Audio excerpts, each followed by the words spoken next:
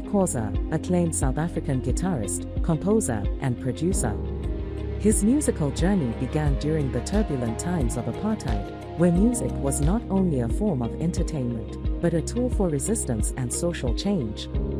In this exclusive interview on Highlight Network, we'll delve into Bheki's musical background during apartheid, his experiences as a musician during that time, and how his art has continued to evolve in post-apartheid South Africa. With over 35 years of experience in the music industry, Bheki has been a vital voice in the fight against oppression, using his music to unite people and inspire change.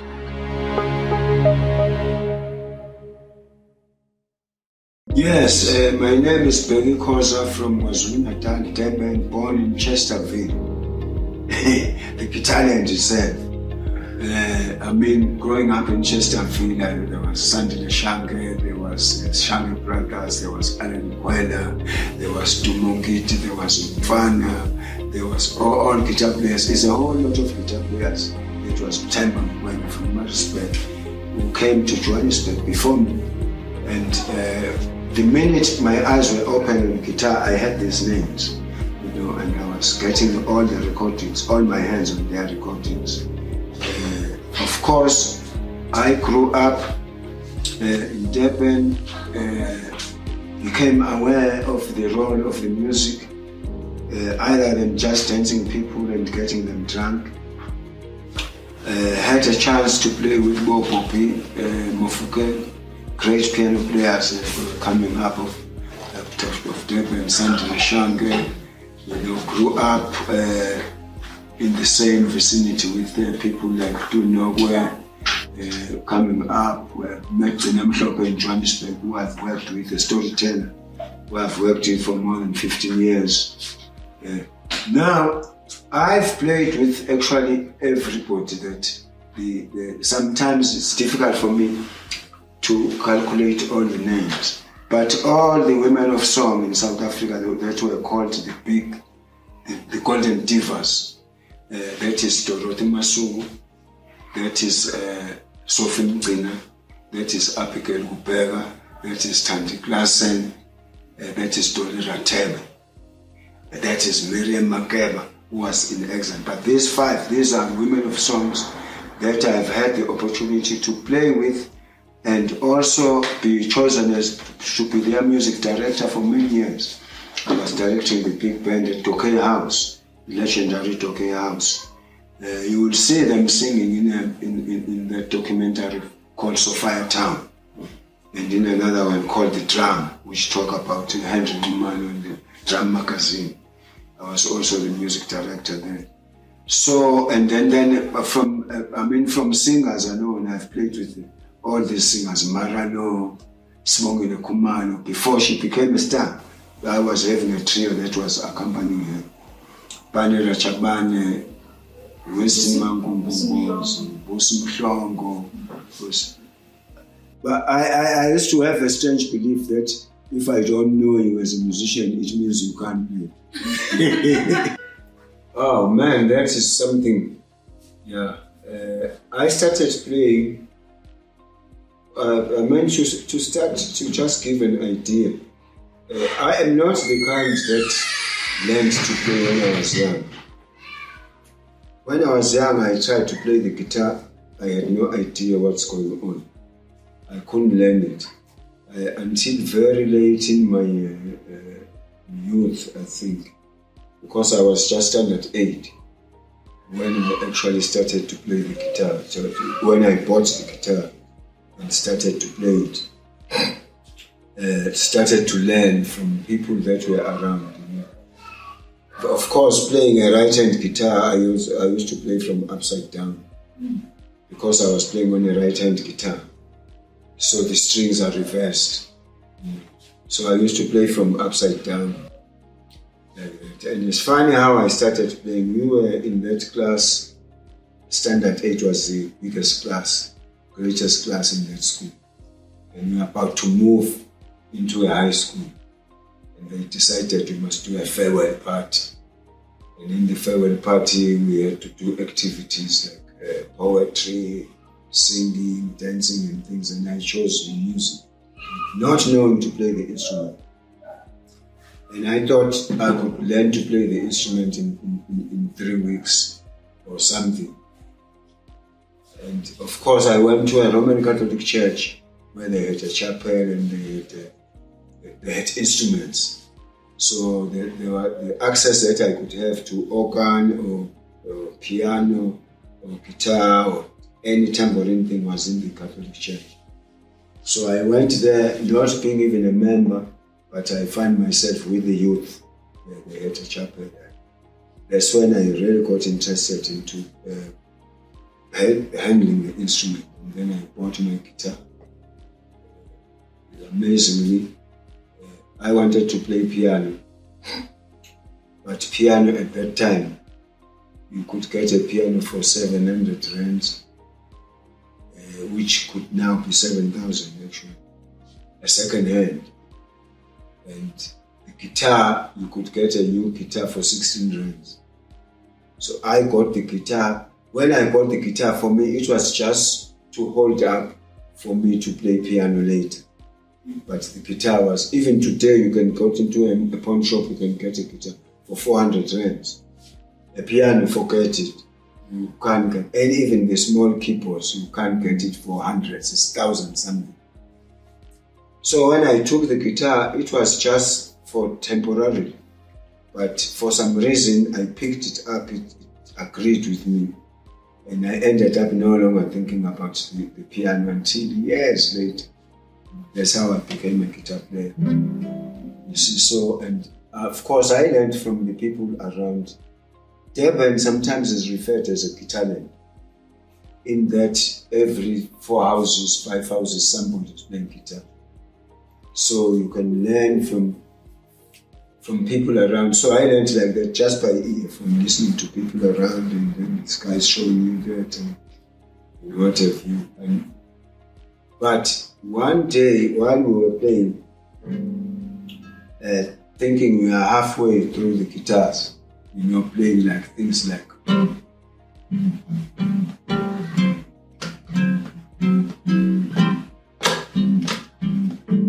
and we thought, and we could exchange.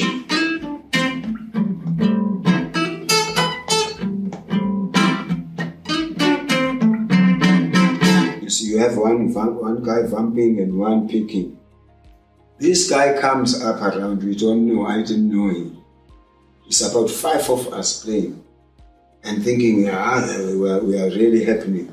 We are really happening. This guy comes up, he goes, hello.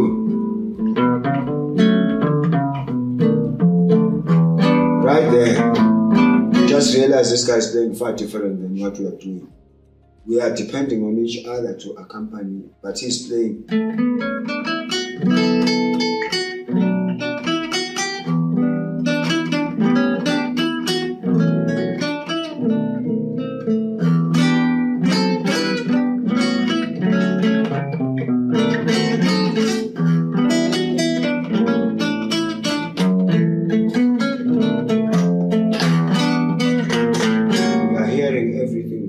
The accompaniment, the melody in the song.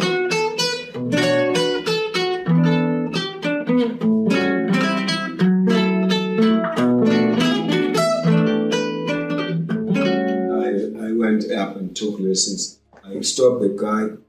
I went up, took lessons with him. What happened is that I got access to another university before getting access to Bheki McLean. Because what happened is I was on an exchange program, which was happening in 1990, which took me to Rutgers University in New Jersey, where I was placed with there was a candidate where they placing teachers. They are placing teachers at universities to learn other ways of teaching. They call pedagogy. And I had in South Africa applied for that as a teacher also, but they were taking like teachers in mathematics, teachers in physics, library, and teachers of people who are dealing with mentally afflicted people. They didn't have a program on music, what was called Opportunities Council. It was EOC, Education Opportunities Council, which was an American program. That was exposing teachers in South Africa to ways of teaching international. And I applied in that program, but I was not a formal teacher. I used to teach at art centers. At art centers, I specialized on teaching African music, because in most schools that are learning, people are learning to play music, learning on the American and European repertoire. See, I mean, up to this day, even if they are going to play a recorder, this music that the kids are playing, you go up, you learn the books that are there. You've got God Save the Queen. You are learning with those songs. You've got no repertoire which addresses you. So I used to specialize on teaching Maskanda at Funda Center, at Fuba, at Alexander Art Center, which is a very informal setting. And I used that and the reference letters to qualify for that program in America of being a teacher. So, but I was a teacher without a certificate, not having gone to school for it. That's how I ended up at Rutgers University. But at Rutgers, I had a chance to play with a whole lot of professors there. That were professors in music and played with in Harlem. Jackie McLean saw me on the last day when I was coming up back to South Africa. And he happened to be, I was playing with his son on the bandstand, and he came in as a guest artist. And when he had me playing, after that he asked me which university I come from. I said, no, I don't come from university. I didn't set my foot on university. He thought I was learning, I had learned at the university. I said, no. He said, what are you talking to? Do you want a scholar? We can give you a scholarship. And definitely at that time I said, the scholarship to do what? He said, to go to university and get a degree. I said, but what is a degree going to do for me? He says, no, you go to get a degree. You got a 4-year scholarship. Anyway, and then he wrote, he was a head of the Department of Jazz at Hartford School of Music, at University of Hartford. He said, you go there on Monday. He wrote a letter to say that him hearing me was an audition to qualify to get to a university level in the music. So I went in and signed the forms and everything. I came back to South Africa. That was like 1990. In September, they called me to say the scholarship is on. That's how I got them back to get into the program, to the degree program. I was already found in the street already, was performing. Like you say, okay, to answer the question as to how did that help me? It did help me a lot because everything I had learned was more oral. I had learned from recordings, from people playing, there was no formality. So my reading skills in terms of literally reading music was very backwards. At the university there, that's what they actually push, because even if you are if you are composing a song, it's compulsory that you write it down, you notate it, literally so. So I can say that really helped me a lot to be able to literally notate my music, the music that I compose. And also to bridge the gaps theoretically, in the theory of music against the practicality. Because I had learned just practically some of the names, how the things are called, the names. That theory mine was scattered. So the university helped bring that together and be able to know what is the foundation, what is the what is the beginner's level, what is the mid, what is the advanced. Now that is a very interesting. The 80s, like for instance, 85. That is a very interesting period in South Africa because there was 1976, 10 years earlier. If I'm comparing 86, 76. 1976, growing up in Durban, somehow the 1976, as we were students then in Durban, a lot of people don't realize that Durban was Natal, KwaZulu-Natal, was actually excluded, or it's excluded. Its political scene did not entertain 1976. It was out. And it's very crucial because at some point it was decided, it was named Island of Peace for not participating in the struggle in 1976, which our leaders then called chaotic, mess up from Soweto. Don't be like those Soweto students. For us to understand in 1976, we had to have students from Soweto who became students in KwaZulu-Natal. But we're talking about the period of the 80s now, 85. That was the period when there was UDF, United Democratic Front, remembering that all the organizations, the relevant organizations were banned from talking. ANC was banned, ASAPO was, PAC was banned. So around that time, we had IFP, which was called Mkata. And then we had UDF became sort of a syndicate of the ANC inside. Then there was a lot of activity that time. That is when violence in South Africa became even more in 1986. But that was a different kind of a violence then, because 1976 was very clear that the Afrikaners, the Boers, the National Party was aiming at the students, shooting them. But 1986, that was the time when the organizations now, this thing on black violence, to say that which organization do you belong to? Are you ASAPO? Are you UDF? Are you this? Where these organizations started to fight within themselves, fighting over which organization you were in. So a lot of people died. And also it's the period of the necklace, of what was called the necklace, of where when you have people who have found that you are working for the special branch or you are a spy, tie around the neck, gasoline, and boom, to do so the tire actually when the comrades decided to ban the people who were spies, the people who were participating as spies in everything. So South Africa burns in 85, burns in 86, for there was fire all over the place. That's when I had the band now called Time.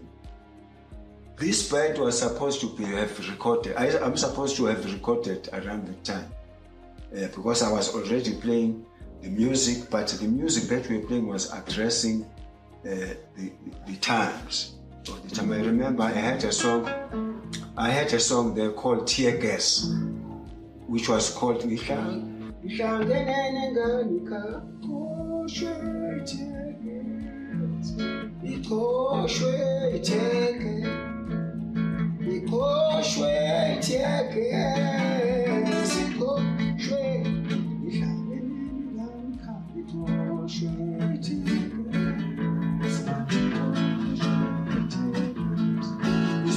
Mama was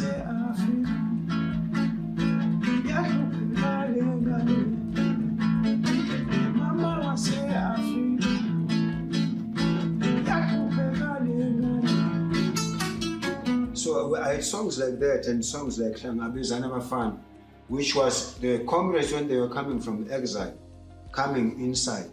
That was a song encouraging the people to take care of them instead of reporting them to the spies and things. So the music was very militant. That one was playing at that time in that band called Taima. That is what we were dealing with, and it became a band. That's a band that came around the time of Mzwakhe Moon, when Mzwakhe was at some point termed the people's poet. Those were the people, Mr. Mele Managa at Funda Center, they were writing plays that were addressing Maisha Maponya, Market Theatre Mongeni, the Son of Mongeni, they were coming up with Seraphine, also Albert, and all those. There was a lot of plays that were addressing the situation. John Kani and Missing John Sizobanziste talking about the past laws. So I was in that scene, but I could not record because there, if you wanted to record, they wanted to censor. I remember that I had gotten a deal to record from one guy. One guy was coming from Zimbabwe, Rhodesia then, and he decided to record the band. And when he realized the lyrics that we were singing, he said, "No, we can't record." Now, I'm saying that 85 was that years. 86, 88, 80. South Africa became a whole another thing. Because, for the violence to stop, black on black, Bishop Tutu, I remember he was very, very, very relevant those days. He is the one who said, if people are going to keep on burning each other like this, burning their own people, is going to leave the country. That's when he stopped, because he was a very powerful minister. Yes. His voice was very sound. And also, it is around the time that the late Matibizela said, with the box of matches, we shall return our land. South Africa was burning at that time. Now, I had a song that was recorded by African jazz pioneers. That became a hit around the time. He says that song was called Skatamapande Bazo Water. Water is when people are sitting around fire and getting warm up. But that term turned out to mean that if you are a spy, if you keep on being the enemy of the people, you will be one making that fire. Your flesh will make that fire where people, that warms the people. So it was like a warning. And I did that song. I was away when they recorded it, on Jazz Pioneers recorded it. But it's my composition. They played it, they had a dance to it.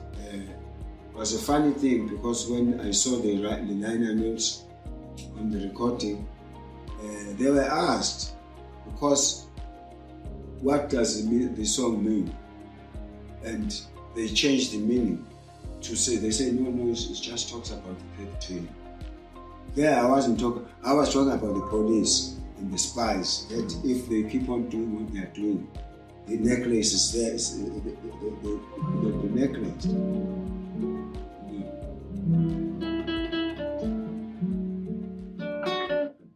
I was going like this. Weskata mapande bazogota.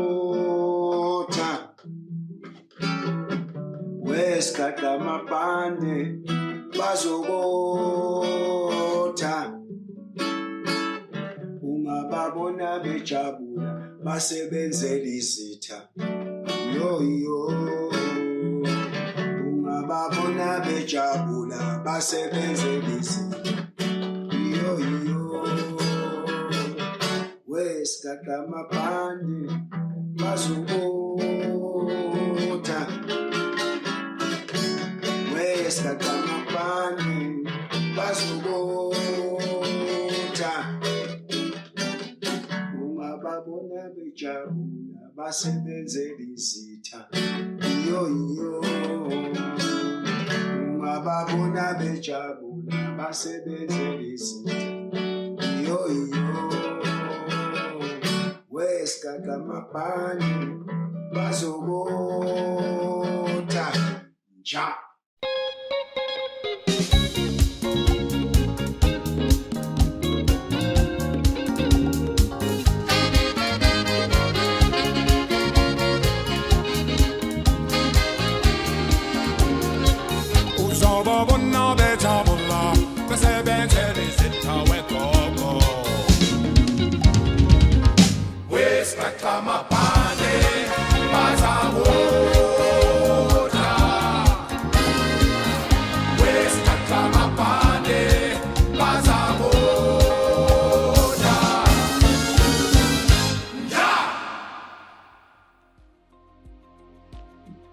That's how we stop. Yeah. Now, this song was recorded also in Amsterdam, 1987. There was a program of the ANC happening in Amsterdam. When we recorded there, this song, it was sung by Balekambet. We showed her to sing the song with the group was called Amanda, the ANC wing, cultural wing. This song is recorded under, that was when it was first recorded. Before Jazz Pioneers recorded. We recorded it with Baleka singing the lead in Amsterdam, 1987. So there were musicians who were, that's when musicians became aware of this thing called cultural activism. You see, so in the 80s, music in South Africa became two-pronged. There was music which we called bubblegum, which was making people just to dance and get drunk. And then there was music which was geared at raising the consciousness of the people. So we were part of that, of those. That was happening on the plays, in the theater, and in the music. So there was a program on TV a few years ago, it says Bagai. And the funny thing in that program, we was talking about the people who became popular in pop stars. But there was a two range. Those music, around the 80s was two kinds of artists in South Africa. They are the ones who are dancing the people to get drunk. They were the ones who were waking the people up.